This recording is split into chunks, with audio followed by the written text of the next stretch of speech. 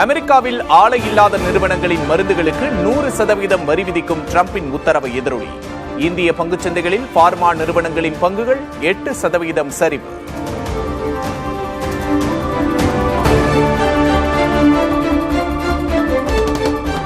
பீகாரில் பெண் தொழில் முனைவோருக்கு நிதியுதவி வழங்கும் திட்டத்தை தொடங்கி வைத்தார் பிரதமர் மோடி. 75 லட்சம் பெண் தொழில் முனைவோருக்கு 10,000 ரூபாய் நிதி உதவி.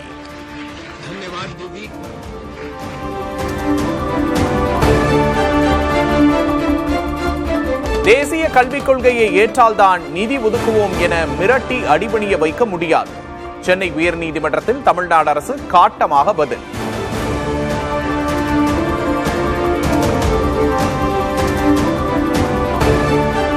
மழை பெய்தால் ஒழுகும் வீட்டில் அப்பாவுடன் வசிப்பதாக கல்வியில் சிறந்த தமிழ்நாடு விழா மேடையில் கண்ணீர் விட்ட மாணவி. கலைஞர் கனவு இல்லம் திட்டத்தில் வீடு கட்டித்தர முதல்வர் ஸ்டாலின் உத்தரவு.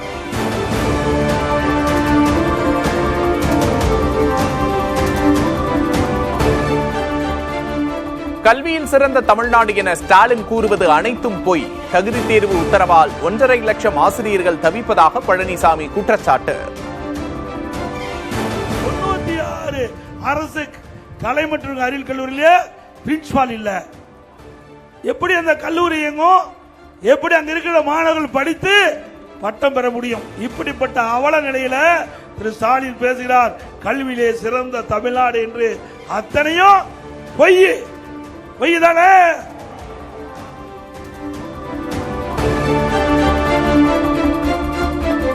தேர்தல் வரை செந்தில் பாலாஜி கரூரில் இருக்க மாட்டார். பாதுகாப்பான இடத்திற்கு சென்று விடுவார்.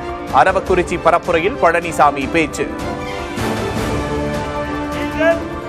இந்த பகுதியில் தேர்தல் நேரம் வரை இருப்பீர்களா என்பது சந்தேகத்துக்குரியது. வழக்கு விரைவாக நடைபெற்று முடிந்தால் இருக்கிற இடம் கரூர் அல்ல, பாதுகாப்பான இடத்திற்கு சென்று விடுவீர்கள்.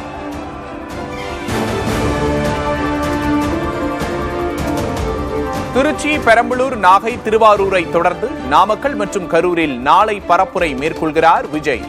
காலை 8:45 மணிக்கு பரப்புரையை தொடங்குவார் என அறிவிப்பு.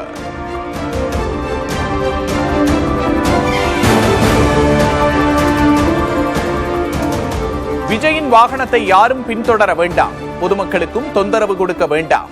நாமக்கல், கரூரில் விஜய் பரப்புரை மேற்கொள்ள உள்ள நிலையில் தொண்டர்களுக்கு தாவேகா தலைமை அறிவுரை.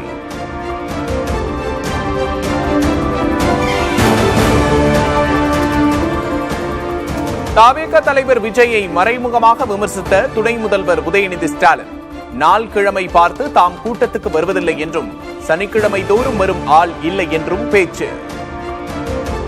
வாரத்தில் எப்படி ஒரு 4-5 நாள் வெளியூர்ல தான் இருப்பேன். நான் வெறும் சனிக்கிழமை விட்டு வெளில வர மாட்டேன். ஞாயிற்றுக்கிழமை கூட வெளில சுத்திட்டு தான் இருப்பேன். இன்னைக்கு என்ன கிழமை கூட எனக்கு தெரியாது.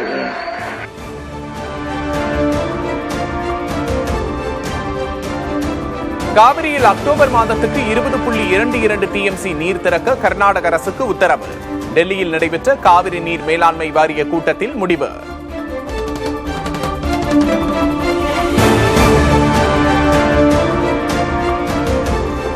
தமிழ்நாட்டில் அக்டோபர் 2ஆம் தேதி வரை மழை தொடரும். 6 மாவட்டங்களில் இன்று கனமழைக்கு வாய்ப்பிருப்பதாக வானிலை ஆய்வு மையம் கணிப்பு.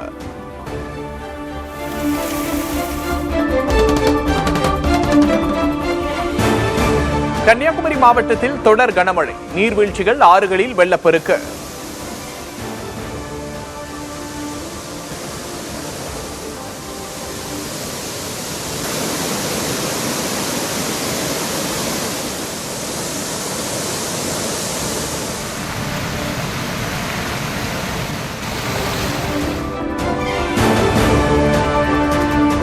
உத்தரப்பிரதேசத்தில் மிலாடி நபியின் போது ஐ லவ் முகமது என சுவரொட்டி ஒட்டியவர்கள் மீது வழக்கு பதிவு செய்யப்பட்ட விவகாரம்.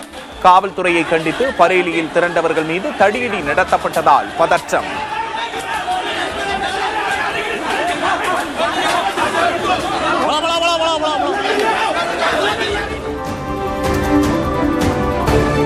லடாக் போராட்டத்தில் ஏற்பட்ட வன்முறையில் 4 பேர் உயிரிழந்த விவகாரம். சமூக ஆர்வலர் சோனம் வாங்சூக்கை கைது செய்தது காவல்துறை.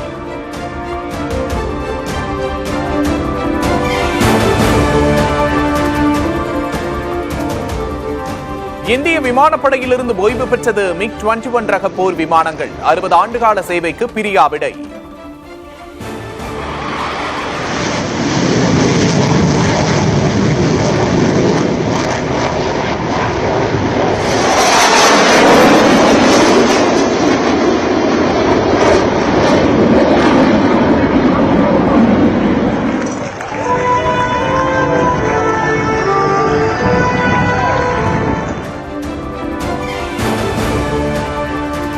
ஜெகன்மோகன் ரெட்டியை சட்டப்பேரவையில் சைக்கோ என விமர்சித்த பாலகிருஷ்ணா. வார்த்தை மோதலை அடுத்து கடும் வாக்குவாதம். ఇండస్ట్రీ కలవడానికి వెళ్ళినప్పుడు సైకో గాడిని అందరూ ఇండస్ట్రీ కలవడానికి వెళ్ళినప్పుడు సైకో గాడిని.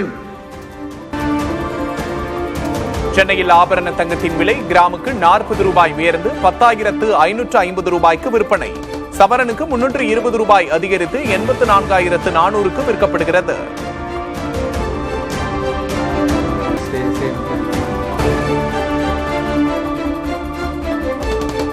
இளையராஜாவின் இசையை பயன்படுத்தி சோனி நிறுவனம் ஈட்டிய வருமானம் எவ்வளவு? விவரங்களை தாக்கல் செய்ய சென்னை உயர்நீதிமன்றம் உத்தரவு.